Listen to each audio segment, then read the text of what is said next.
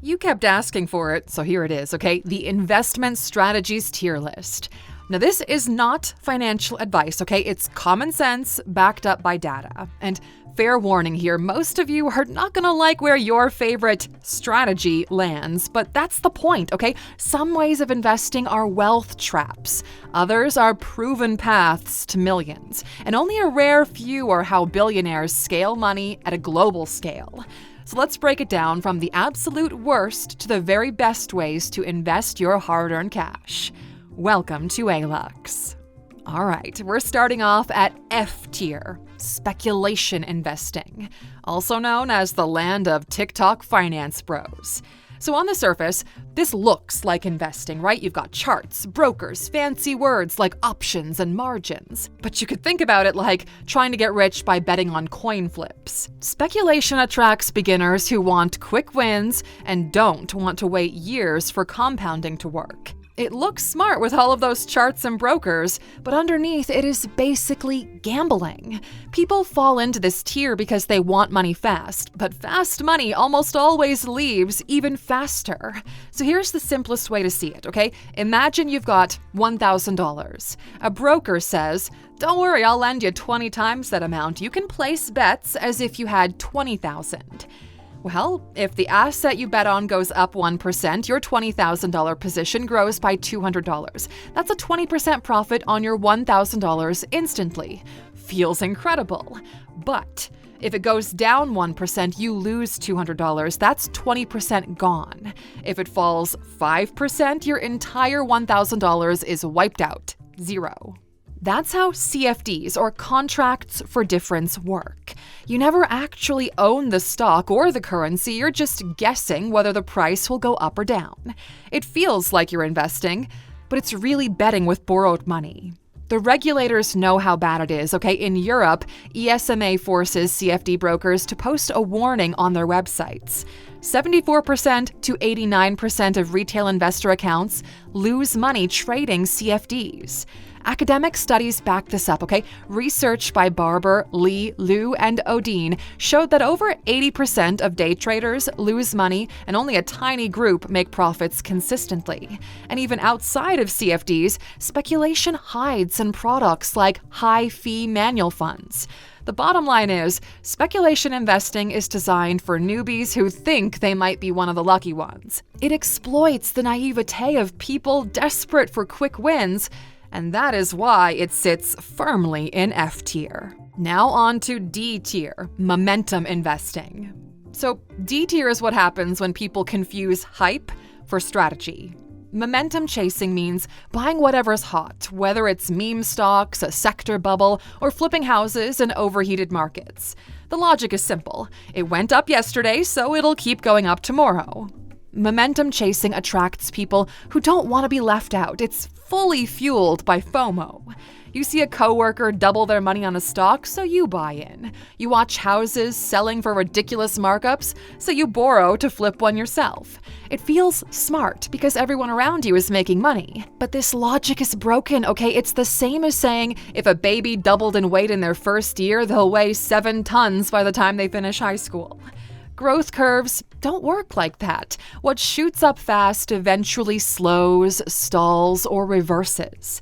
Take real estate, okay? During hot markets, flippers make quick fortunes. But when the market cooled off in 2025, margins collapsed. Atom data shows that flipping profits fell to a 17-year low, averaging under 25% before expenses. So by the time you pay for renovations, taxes, and realtor fees, many flippers are barely breaking even, or even worse, they're losing money. And stocks tell the same story. In every bubble, .coms in the early 2000s, meme stocks in 2021, AI darlings today, the early players win big. But most people only hear about it once the headlines hit. That's usually the top. By the time they buy in, the insiders are already cashing out. That's why momentum chasing sits in D tier. I mean, at least here you own something, unlike F tier where you own nothing at all, but you're not investing based on fundamentals. You're just betting that line will keep climbing forever. Now, before we move on to the strategies most likely to build actual wealth, I want to give you a little heads up that inside the Alux app, we've got an expert collection written and presented by private equity insider Aram Tagavi. So he specializes in A and S tier investing, which we'll get to in a moment.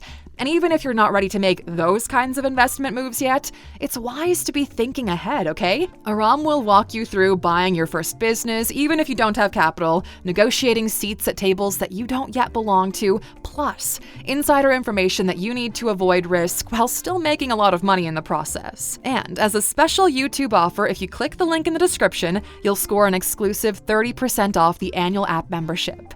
Daily coaching sessions, dozens of expert-led courses, and real-time tracking tools to help you get closer to your goals. It's a no-brainer, okay, so I'll see you on the inside. But in the meantime, let's get back to these investment strategies, shall we? So, C tier, capital preservation. So it's not capital investing because, well, you're only investing in theory, but this is where you stop doing dumb shit all the time. No more blowing up accounts on day trade, no more chasing bubbles, no more doubling down on leverage. Capital preservation is about safety and liquidity.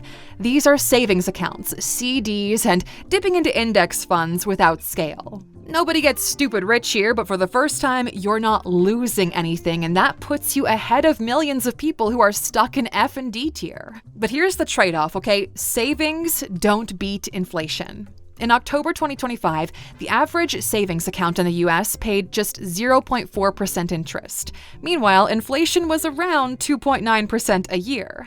That means parking 10 grand for a year earns you $40, while prices rise by nearly $300. Your balance looks the same, but your buying power shrinks.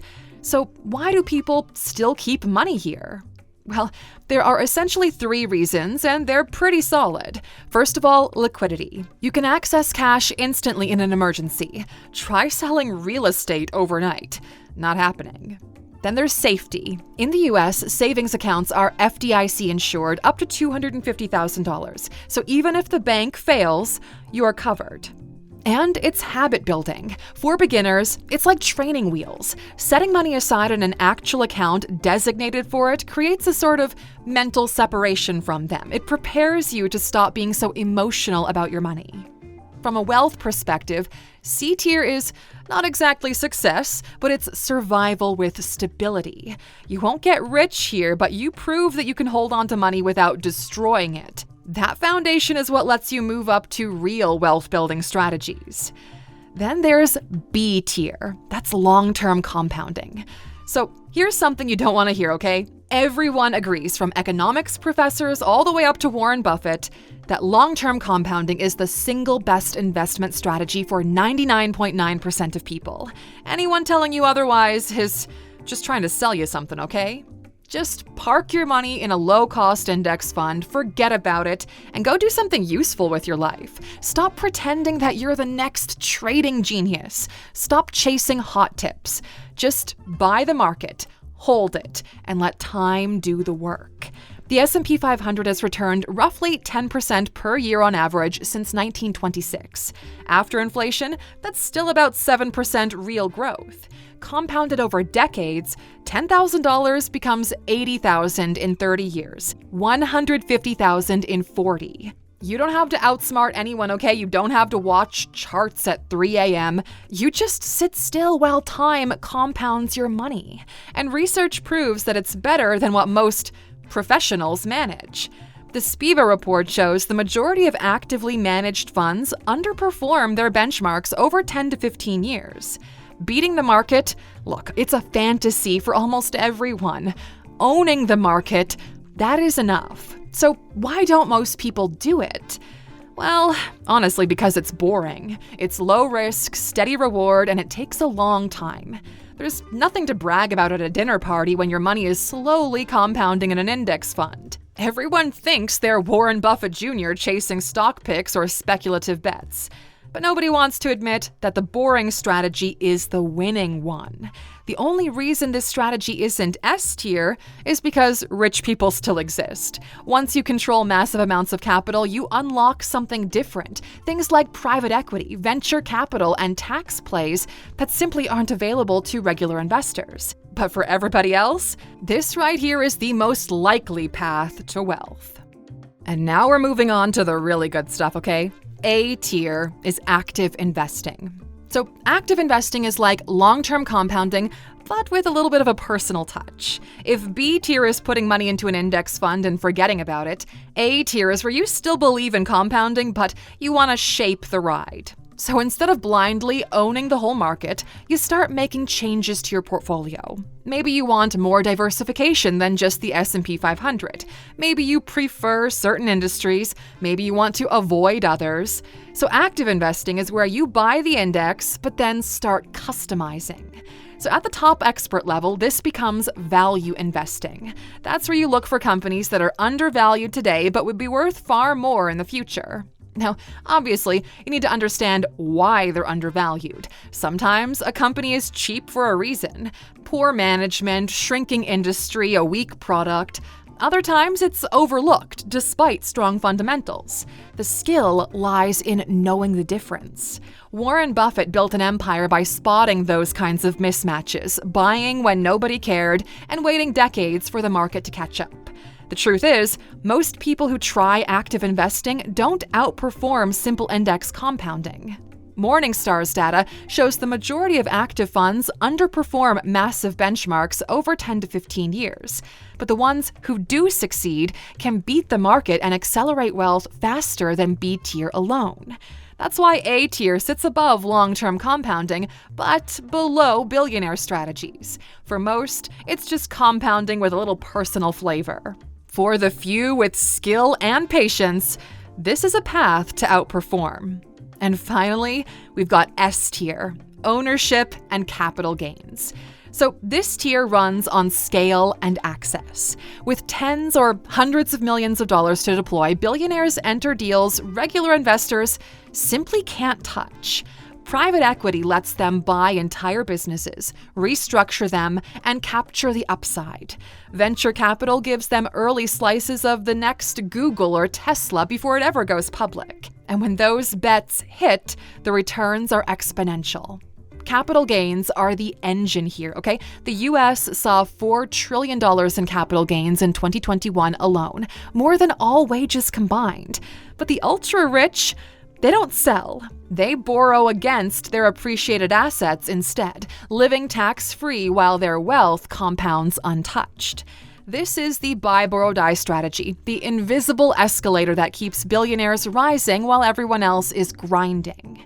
From a wealth perspective, S tier is out of reach for 99% of people, and that's kind of the point.